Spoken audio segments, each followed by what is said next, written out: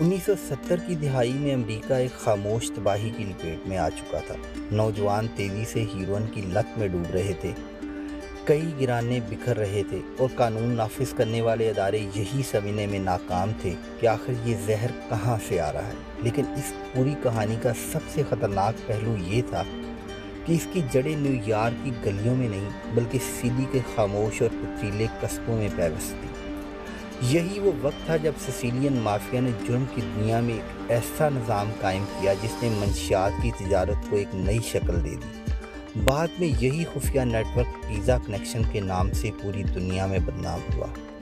بظاہر امریکہ کے مختلف شہروں میں کھلنے والی پیزا شاپ صرف عام کاروبار دکھائی دیتی تھی۔ خاندان وہاں آتے، بچے ہنستے کھیلتے، گرم پیزا کی خوشبو ماحول میں پھیلتی اور ہر چیز ایک عام فیملی ریسٹورنٹ کی طرح لگتی تھی۔ مگر انہی شاپس کے پردے کے پیچھے ایک ایسا خفیہ جال بچھا ہوا تھا جس کے ذریعے ہیروئن کی ترسیل، کوڈڈ میسیجز اور کروڑوں ڈالر کی رقم ایک جگہ سے دوسری جگہ منتقل کی جاتی تھی۔ New York, Chicago, Milwaukee, Kansas city اور ڈیٹرائٹ جیسے شہروں میں یہی دکانیں جرم کی پوشیدہ مراکز بن چکی تھیں۔ باہر سے یہ صرف کھانے کی جگہ تھی مگر اندر ایک بین الاقوامی مجرمانہ سلطنت سانس لے رہی تھی۔ اس نیٹ ورک کی سب سے خطرناک بات اس کی عالمی منصوبہ بندی تھی۔ ہیروئن کا خام مال ترکی اور جنوبی مغربی ایشیا کے راستوں سے حاصل کیا جاتا تھا، پھر سسیلی کے خفیہ لیبارٹریوں میں اسے خالص ہیروئن میں بدلا جاتا اور بعد ازاں امریکہ پہنچا دیا جاتا۔ وہاں انہی پیزا شاپس کے ذریعے اس کی تقسیم کو قابو میں رکھا جاتا۔ فون کالز، کوڈڈ میسیجز، روزمرہ کے کھانے کے آرڈر اور عام کاروباری رسیدوں کے بیچ ایک ایسی سپلائی زنجیر چھپی ہوئی تھی جس نے جرم کو ایک منظم تجارتی سلطنت میں بدل دیا تھا۔ اس پورے کھیل کے پیچھے گیٹانو بیڈالامنٹی اور امریکہ میں اس کے اہم ساتھی سلواٹورے کیٹالانو جیسے نام سامنے آئے۔ 1975 سے 1984 کے درمیان اس نیٹ ورک نے تقریباً 1.6 ارب ڈالر کی ہیروئن امریکہ تک پہنچائی۔ اس سلطنت کی اصل طاقت صرف پیسہ نہیں تھی بلکہ اعتماد اور خاندانی وفاداری کا وہ نظام تھا جس نے اسے برسوں تک محفوظ رکھا۔ زیادہ تر لوگ سسیلی کے انہی خاندانوں یا علاقوں سے تعلق رکھتے تھے جو امریکہ میں اپنے ہی لوگوں کے کاروبار میں شرکت کرتے تھے، سسیلی کی بولی میں بات کرتے اور ایک دوسرے کے لیے جان تک دینے کے لیے تیار تھے۔ یہی وجہ تھی کہ یہ نیٹ ورک صرف منشیات کی اسمگلنگ تک محدود نہیں رہا بلکہ رقم کو وائٹ کرنے یعنی بلیک منی کو وائٹ کرنے، جعلی کاروباری بینک اکاؤنٹس بنانے اور بین الاقوامی سطح پر خفیہ ملاقاتوں کے ذریعے مزید مضبوط ہوتا گیا۔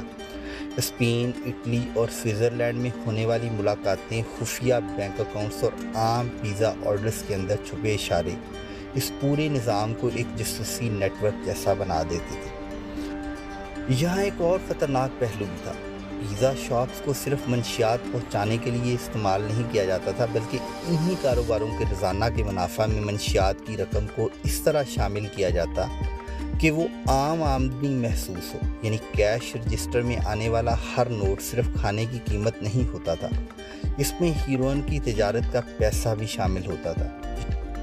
یہی مالی پردہ پوشی اس نیٹ ورک کو اتنا طاقتور بناتی تھی کہ امریکی تفتیشی اداروں کو اس راز تک پہنچنے میں کئی سال لگ گئے۔ خفیہ فون ریکارڈنگز، نگرانی، ہزاروں دستاویزات اور بین الاقوامی تعاون کے بعد بالآخر 1984 میں امریکہ، اٹلی، اسپین اور سوئٹزرلینڈ میں ایک ہی وقت پر بڑے چھاپے مارے گئے جس میں بہت سارے لوگوں کو حراست میں لیا گیا اور آخر کار اس کے خلاف ایک کریک ڈاؤن کا آغاز ہوا۔ 1985 میں شروع ہونے والا پیزا کنیکشن مقدمہ امریکی تاریخ کے سب سے طویل فوجداری مقدمات میں شمار ہوا، جو تقریباً 17 ماہ تک جاری رہا۔ اس مقدمے نے پہلی بار دنیا کو دکھایا کہ سسیلین مافیا صرف بندوق اور قتل سے نہیں بلکہ کاروباری نظام، خاندانی اعتماد، خفیہ ترسیلی راستوں اور عالمی تجارتی روابط کے ذریعے بھی پوری دنیا کو اپنی گرفت میں لے سکتی ہے۔ یہی وہ لمحہ تھا جب مافیا کی شبیہ ایک مقامی گنڈا گروہ سے بدل کر ایک عالمی مجرمانہ کارپوریشن کی صورت اختیار کر گئی۔ اگلے حصے میں ہم اس دور میں داخل ہوں گے جہاں مافیا اپنے ہی لوگوں کے خون سے طاقت کی ایک نئی تاریخ لکھتی ہے اور کارلیونیسی وار کے ساتھ خوف اپنی انتہا کو پہنچ جاتا ہے۔ اگر آپ کو یہ کہانی پسند آئی ہو تو سنو کہانی آفیشیل کو سبسکرائب کریں، ویڈیو کو لائک اور آگے اپنے دوستوں تک شیئر ضرور کریں۔ اگلی قسط کے ساتھ پھر ملیں گے اللہ نے کے بعد۔